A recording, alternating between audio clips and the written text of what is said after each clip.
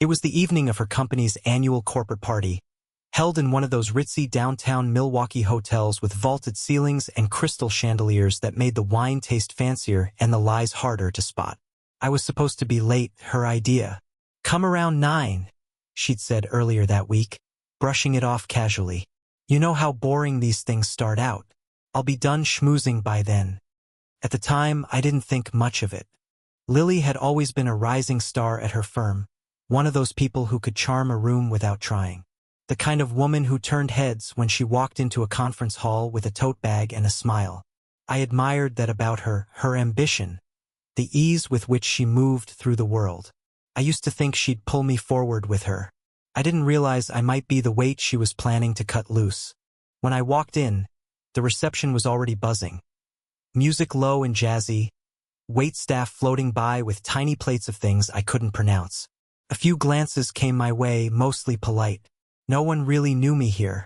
I was the husband, a vague accessory to Lily's perfectly styled LinkedIn persona. And that was fine. I didn't need the spotlight. I just wanted to see her smile when I showed up. I wanted her to look happy that I was there. But I didn't see that. Not right away. Instead, I spotted her across the room, standing near the bar. She had a glass of wine in one hand, the other resting lightly, too lightly, on the edge of some guy's blazer. He was tall, sharp, confident in that smug way guys in middle management often are when they think they're the center of the universe. His shirt was unbuttoned just enough to show a tan and a hint of chest hair, and he had the posture of someone who'd been told yes too many times in life. They were close. Closer than I'd ever seen her stand with anyone from work. She wasn't just talking to him. She was performing, laughing like he'd said the funniest thing in the world. Her head tilted, shoulder brushing his arm, the kind of posture that sent my stomach straight to the floor. She reached out once, her fingers grazing his forearm as she doubled over with laughter. The kind of touch you only notice if you're looking for it. And that's when she saw me. Her expression faltered just for a second, a flicker of something like guilt or alarm. Then, quick as a snap, it was replaced by that polished corporate smile. She handed off her glass to a passing waiter and started weaving through the crowd toward me. I stood there, hands in my pockets, heart thudding like I'd just run from the parking garage. I didn't move. I just watched her approach. When she reached me, she didn't hesitate. She grabbed my hand and leaned in like she was greeting a long-lost love. "There you are," she said a little too brightly. "You're late." I didn't respond. I didn't mirror her energy or return the smile.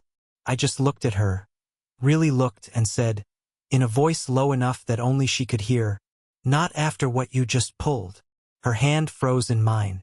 I felt her grip tighten slightly, like she was trying to tether me before I drifted too far from the script. "What are you talking about?"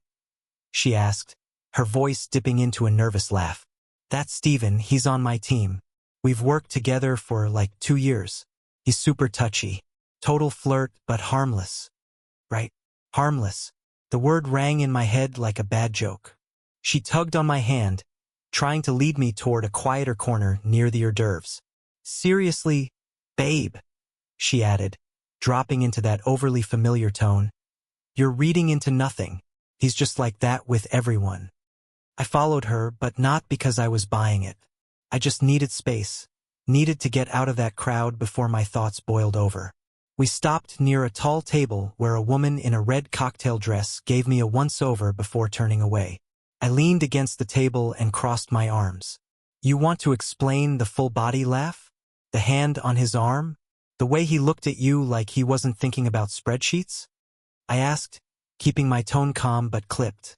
Lily let out a sharp exhale. "Jesus, you're really doing this here? At my company party?" "You're the one who made a show of it," I said. "I'm just reacting." She looked away for a second, lips pressed tight. "He's divorced," she muttered. "He flirts with everyone. It's just part of the culture. Everyone knows it. That's supposed to make me feel better?" She looked back at me then, her eyes hard. "Maybe if you trusted me, it wouldn't matter." And there it was, the pivot, the classic misdirection. Blame the reaction, not the cause. I didn't answer her. I just stared past her shoulder, back toward the bar where Stephen was now talking to someone else, laughing like he didn't have a care in the world. He didn't even glance over at us. That told me everything. No guilt, no awkwardness, no awareness that he might have just crossed a line. That kind of confidence only comes from practice. The rest of the night blurred. I stayed because I didn't want to make a scene. She acted normal, laughing with coworkers, checking in on me every few minutes with her hand on my shoulder like I was her PR rep. But every time she did, I felt like I was watching someone act out a script she'd already rehearsed. I started watching more closely. The way people looked at her when she passed. Not admiration, but something else. Something gossipy. The way she and Stephen kept catching each other's eyes from across the room, quickly looking away. The way her phone buzzed in her clutch and she glanced down at it just a little too quickly before slipping it away again. After about an hour, I told her I wasn't feeling great and was going to head out. She nodded and kissed me on the cheek. A light, almost impersonal gesture. Then said, "I'll be home in a bit. Don't wait up if you're tired." Right? Like I could sleep. On the elevator ride down, I stared at my reflection in the mirrored walls. I looked fine. Button-up shirt, blazer, clean shave, but inside, something had cracked. And not just because of the moment I walked in.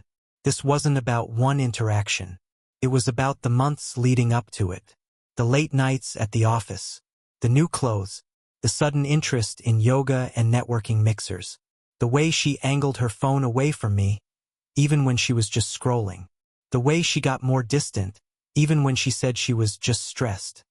My gut had been whispering something for a while now. Tonight it screamed. When I got back to the car, I sat behind the wheel and stared at the hotel entrance, watched the crowd of polished suits and evening gowns filter in and out. I thought about going back in just to watch, to confirm. But I didn't. I didn't want more images burned into my head. Instead, I drove home with the windows down and the music off, letting the cool air wash over me. The streetlights blurred past. I kept seeing that moment in my head. Her hand on his arm. That laugh. The way she straightened up like a kid caught cheating on a test. I wasn't angry yet, I was in shock. By the time I walked through our front door, the house felt different. Like it belonged to someone else. Like the warmth had been drained out of it while I wasn't looking. I sat on the edge of the bed and stared at the framed picture of us from 3 summers ago, the one she insisted we get professionally done. We looked happy, real. But now, I wasn't sure what was real anymore. I heard the key in the lock around 11:30. She came in quiet, heels in her hand, hair slightly windblown. "Hey," she said softly. "Didn't mean to wake you." "I wasn't asleep," I said without looking up. She paused. I could hear her breathing shift. "Everything okay?" I finally looked at her, and something passed between us. Not anger, not even sadness. Just distance. A cold awareness that something had changed and couldn't be undone. "No," I said, "but I think I'm just now realizing it. I didn't sleep the night of the corporate party. Not even close." I lay there on my side of the bed while Lily breathed softly beside me. Her back turned, her hair spilling across the pillow like nothing in the world was wrong. She fell asleep quickly. Too quickly for someone who'd spent half the night insisting I had imagined things. Meanwhile, I stared at the ceiling, replaying everything I'd seen, everything I'd ignored, everything that had been sitting in the pit of my stomach for months. It wasn't just Stephen's hand on her waist. It wasn't just the laugh she'd given him, the one she used to reserve for me. It wasn't even the way she grabbed my hand when I walked in, like a kid caught sneaking cookies before dinner. No, this had started long before the party. It started with the late nights. First, they made sense. Her company was going through restructuring, new leadership, new initiatives. She'd come home with binders and color-coded sticky notes and talk about pivoting strategies, like she was auditioning for a TED Talk. I'd make us dinner, and she'd eat standing up at the kitchen island while scrolling through emails. Then came the strategy meetings that lasted until 9 p.m. Then 10. Then suddenly midnight wasn't unusual. She always came home wired but distracted, her eyes darting away from mine when I asked how the meeting went. "Exhausting," she'd say. Or productive. Or pointless, honestly. never specific. Then the business trips. First Chicago, then Indianapolis, then a weekend in Toronto for a client summit. I remember that one clearly because she didn't invite me to come along, even though we had talked for years about visiting Canada together. She said the schedule was too tight, that it was all conferences and hotel rooms. When she came back, she had a new scarf, new perfume, and a new silence that hung between us like a curtain. Next came the wardrobe change. Lily always dressed well, but suddenly it was like she was preparing for a magazine spread every morning. Sharp blazers, silk blouses, dresses that looked expensive. Heels she used to say were too much effort for the office. Makeup became a daily ritual rather than something she wore for date nights. I'd watch her get ready in the mornings, blending foundation with an intensity that felt like she was armoring herself for battle. But the biggest change, the one that lodged itself in my chest, was her phone. It became an extension of her hand. She used to leave it anywhere, on the counter, on the couch, in the bathroom. Now she kept it face down, locked, and always within reach. Even when she showered, she'd place it on the sink with the volume off, screen pointed toward the wall. Once I picked it up just to move it away from the edge. She darted out of the bathroom mid-shampoo, snatching it from my hand with suds still dripping down her face. "Just don't touch my phone," she'd snapped. Then she caught her own tone, softened it. "Sorry. Work stuff." But it wasn't work stuff. I knew that now. The memory that kept resurfacing, the one that had seemed small at the time but now screamed in neon, was the flower delivery. A long white box with a red ribbon, delivered on a random Wednesday afternoon. She wasn't home yet, so I set it on the dining table. When she walked in and saw it, she froze. "Oh, these are probably for someone else," she said too quickly. "They mess up deliveries all the time." Before I could respond, she grabbed the box, pulled out the card, and crumpled it so fast it was like muscle memory. She tossed it into the trash under the sink, where she knew I rarely looked. Then she forced a smile and said she was starving. I should have dug it out. I should have asked questions. But I didn't. I let her talk me out of what I'd seen with my own eyes. That was the problem. I'd let her narrate over the truth. But that night, after the party, after seeing her pressed against Stephen like a secret she didn't want slipping loose, I couldn't ignore it anymore. My brain finally lined up the pieces I had been scattering across the floor. And now they formed a picture I didn't want to see.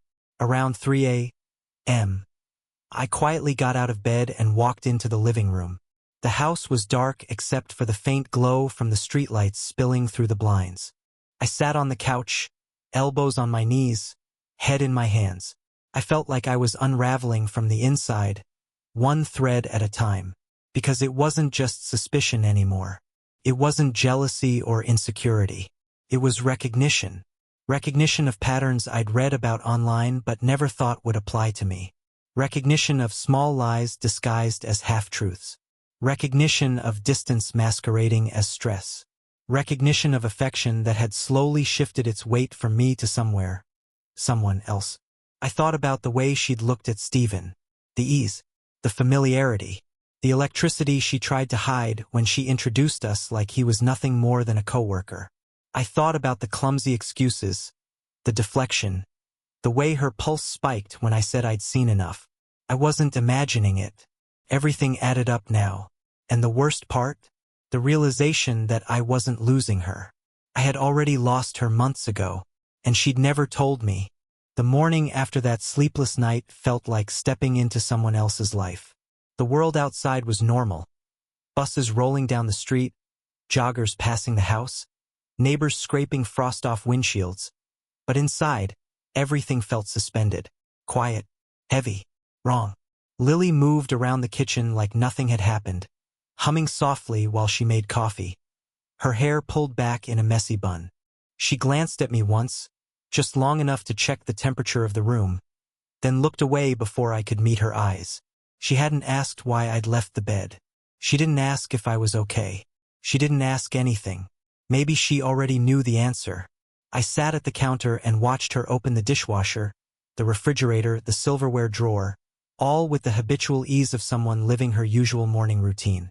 It was surreal, like watching a stranger impersonate my wife. "Do you want breakfast?" she asked finally, her tone light, careful. "No," I said. My voice came out flat. She nodded as if she expected it. After a few minutes, she walked upstairs to get ready for work, leaving her phone on the kitchen island. I wasn't looking for anything. I wasn't planning to snoop. Honestly, I didn't want to know more. I was already drowning in what I did know. But then it buzzed. One buzz, then another, then a third. The screen lit up, and for a split second, the preview showed a name. Stephen. And beneath it, "Last night was fire. Can't stop thinking about you." My heart dropped so fast it felt like the floor had been ripped out from under me. I wasn't imagining things. I wasn't paranoid. I wasn't insecure or overreacting or reading too much into innocuous work interactions. Everything I had tried not to believe, everything she had brushed off with a laugh or a joke, was right there on the screen. My hands shook as I picked it up. I didn't even need to unlock it. A second preview popped up before the screen dimmed. "Same time today? Room 503. Room. Not conference room. Not office. Not restaurant. Hotel." And then, just as I put the phone down, another message slid across the screen. One from her this time, probably sent the night before. "Miss you already. We'll sneak out later." My breath caught in my throat. Sneak out. Not head home. Not leave the office. Not wrap up. Sneak out. Sneaking is something you only do when you're hiding. The phone buzzed again, vibrating once against the counter like it was mocking me. I backed away from it like it was a live wire. I heard footsteps on the stairs. Lily walked back in, heels clicking lightly on the wood floor. She looked at me, then at the phone, then back at me. Something flickered in her expression. Surprise, maybe, or fear. "Everything okay?" she asked. I didn't answer. I just stared at her, really stared, letting her see the shift in me. The knowledge, the clarity. Her eyes widened just a little. Not enough for guilt. Enough for panic. She moved toward the island and grabbed her phone quickly. Almost too quickly. "Running late," she said, pretending she hadn't noticed the tension slicing the air in half. "We'll talk tonight. Talk, right?" She left with a tight exhale, closing the door behind her. I stood there for a long time, staring at the empty space where she'd been, the silence ringing in my ears. Then I walked upstairs. Her laptop was on the desk, open. No password. She never bothered setting one on devices she didn't bring to work. And maybe she assumed her phone was enough of a shield. The real secrets lived there. But cheating makes people sloppy, and she had clearly been sloppy for a while. I sat down. I opened her email, and I saw the truth in full color. There were messages, dozens of them. Subject lines like, "Loved last night," and "You're impossible," and "Travel schedule," smiley face. Some were short, flirtatious, giddy, reckless. Others were long confessions, plans, inside jokes that no longer included me. Then the photos. Selfies in a hotel room. Wine glasses touching. Her in a robe. His hand visible on her shoulder. Him topless. Her lips pressed to his cheek in one blurry *T that made my stomach twist until I thought I might throw up. She had sent him things I never got. Pictures, words, parts of herself I thought were ours alone.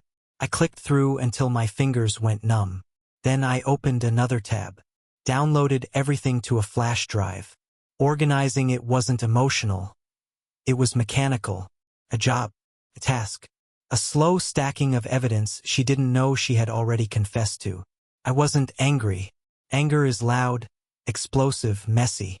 What I felt was cold, quiet, icy in a way that scared me. This wasn't suspicion. This wasn't intuition. This was betrayal, documented, time-stamped, undeniable. Hours passed before I heard her car pull into the driveway again. She must have come home for lunch. I heard the door open. Keys hit the table. Her voice call my name. I didn't answer. She walked into the office doorway and froze when she saw the laptop open in front of me. The air changed instantly. like all the oxygen had been ket out of the room. What are you doing?" she whispered, her voice trembling. I didn't look at her. I closed the laptop carefully, stood up, and walked past her without a word. "Wait," she said, grabbing my arm. "Please, just." I turned and met her eyes. For the first time she saw it, the certainty, the end. The thing she thought she was avoiding by lying, by denying, by pretending. "No," I said quietly. "No more excuses." Her face crumpled. She tried to speak, but nothing came out. "Whatever story you rehearsed," I said. "Don't. I've seen enough." She let go of my arm. I walked into the hallway. Behind me, I heard her breath hitch, a tiny, broken sound, and for a moment, I almost felt something. Then I remembered the messages, the pictures, the hotel room. I walked downstairs, grabbed my coat, and headed for the door. "Where are you going?" she called out, voice cracking. "Away," I said, and I left. I didn't go far. Just a few blocks away, to an old parking lot near the lake. I sat there for what felt like an hour, staring out over the water, trying to make sense of what came next. The truth had cracked open everything. There was no going back to pretending, no more explaining it away, no more quiet rationalizations. This was real now, and if I was going to survive this, I needed to move with purpose, not pain. So I went back home, walked past her without a word, and shut the door to the office. I opened the laptop again and started over, this time with precision. Every file she'd left behind, every message, every calendar invite, hotel receipt, photo attachment. I opened them all. Then I opened Excel, and I built a timeline. Column A, date. Column B, her excuse. Column C, real activity. Column D, evidence. It was methodical, mechanical. Every line filled in like I was building a case for a trial I already knew the verdict to. January 4th. Team dinner at Barrows. Real hotel receipt from the Regent, room service for 2. Evidence. Photo of her and Stephen in bed. Timestamped. February 17th. Late meeting with account lead. Real. Calendar invite from her email titled 5:03. Evidence. Flirty email thread ending in "See you tonight." March 3rd. Strategy weekend in Indianapolis. Real one-way flight. Stephen's name on the booking. Evidence. A screenshot T she sent him. Her legs under white sheets. Captioned, "Still sore.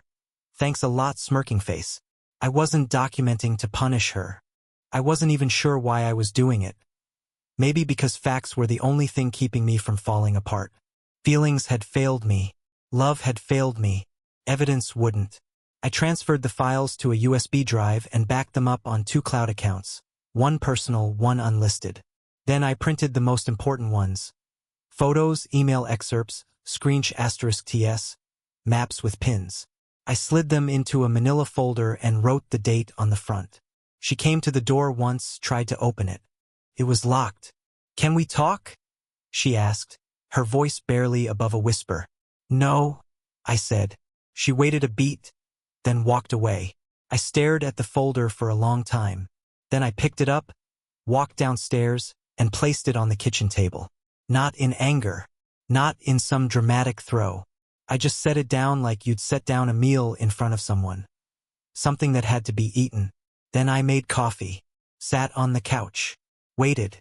It wasn't long before she came downstairs. I heard her before I saw her. Slow steps, like she was preparing for impact. She turned the corner into the kitchen and stopped cold when she saw the folder. Her hand hovered over it for a second, like she already knew what was inside and was deciding whether she had the strength to look. Eventually, she opened it. She flipped through the pages in silence. Photo, receipt, email, note. No gasps, no outrage, no denial. Just page after page of the life she'd hidden staring back at her in black and white. Her hand came up to her mouth. She sat down slowly. Still, I said nothing.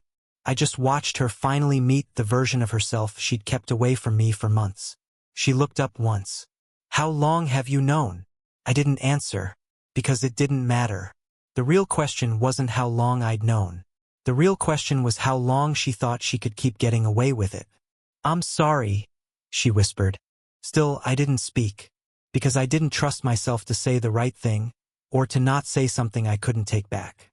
Past anger, past confusion, past even heartbreak. I was somewhere colder now. I watched as she stared at the folder like it might rewrite itself if she blinked enough times. "It wasn't supposed to go this far," she said, tears forming in her eyes. "It started during that Chicago trip. It was just drinks. I was lonely. I thought it would stop." I didn't respond, didn't move. "I don't know why I let it keep happening," she went on, almost to herself. "He made me feel seen. You were always so stable. I don't know when that stopped being enough for me. That's not your fault. I know that now. But what?" I finally said. My voice was quiet, but sharp. She flinched at the sound of it. "I didn't mean to hurt you," she said. "I know you don't believe that, but it's the truth. Intentions don't matter," I said. "Only actions." Her lip trembled. "I don't even know who I am anymore. You're someone who lied, who made me feel crazy for months while you lived a double life. That's who you are." That silenced her. She looked down at the folder again. "I'll go stay at Megan's tonight," she said after a long pause. "Just give you space." I didn't answer. She stood up slowly, still holding the folder in one hand like it was radioactive, and she walked upstairs. I sat on the couch for a long time after that. Didn't turn on the TV. Didn't scroll my phone. Just sat there, staring at nothing. I didn't cry. There was nothing left in me to cry with. Later that evening, the house was still. Her car was gone. Her closet was half empty. I walked into the bedroom and sat on the edge of the mattress, staring at the dresser where she used to keep her jewelry. The little gold ring I bought her at that summer market in Asheville was still there. I almost picked it up. Almost. But instead, I opened the bottom drawer and pulled out a small box. I slid the USB drive into it, along with a printed copy of the spreadsheet and a handwritten note. Truth doesn't need to be explained, only faced. Then I sealed it and placed it in the safe. I didn't know what I'd do next. Not exactly. But I knew what I wouldn't do. I wouldn't beg. I wouldn't bargain. And I wouldn't pretend this was a salvageable story. This wasn't the middle of something broken. It was the end of a play I hadn't auditioned for. And from this moment on, I wouldn't be just another character in her script. I would be the one who wrote the ending. The next morning was quiet. That kind of quiet that doesn't feel peaceful, it feels hollow. The kind that buzzes in your ears. The kind that lets you hear your own heartbeat even when you're standing still. Lily was gone. True to her word, she'd packed a small bag and left sometime after midnight. No note, no apology. Just an absence that somehow weighed more than her presence ever did. The manila folder was still on the kitchen table, closed now. The edges curled slightly from where her fingers had gripped it too tight. I didn't touch it. Didn't need to. I already knew what was in it. What mattered now wasn't proof. It was control. I made coffee like it was any other morning.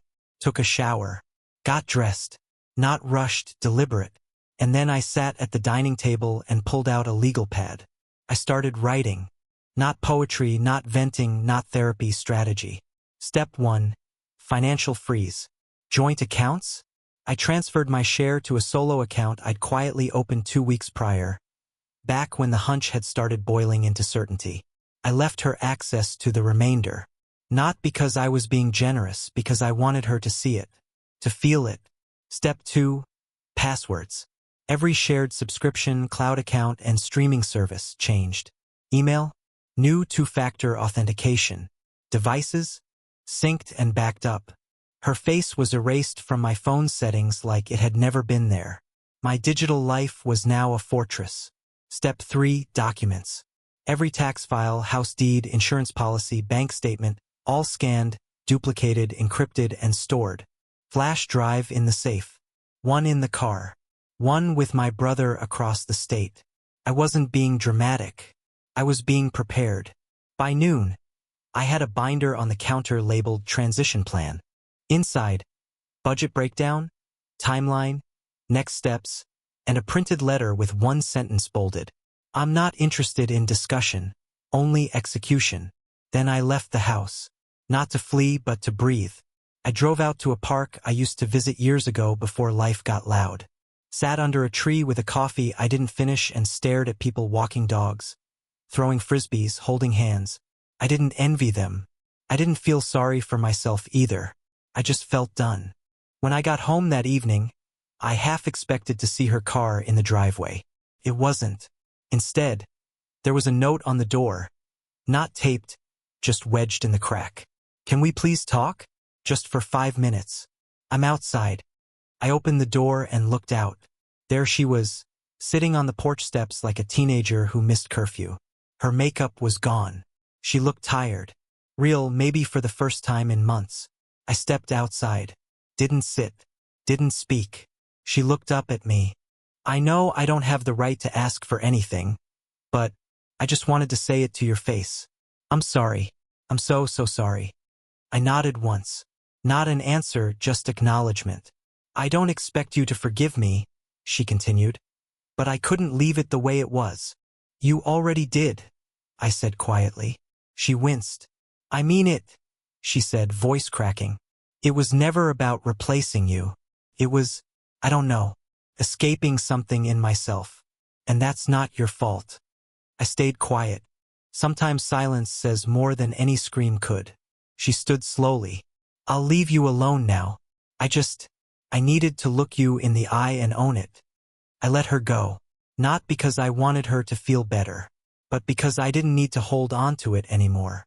Later that night, after the sun dipped below the rooftops and the windows turned dark, I walked through the house room by room. I wasn't looking for anything in particular. I was taking inventory not of things but of space, of silence, of how the house felt different now that the weight of pretending was gone.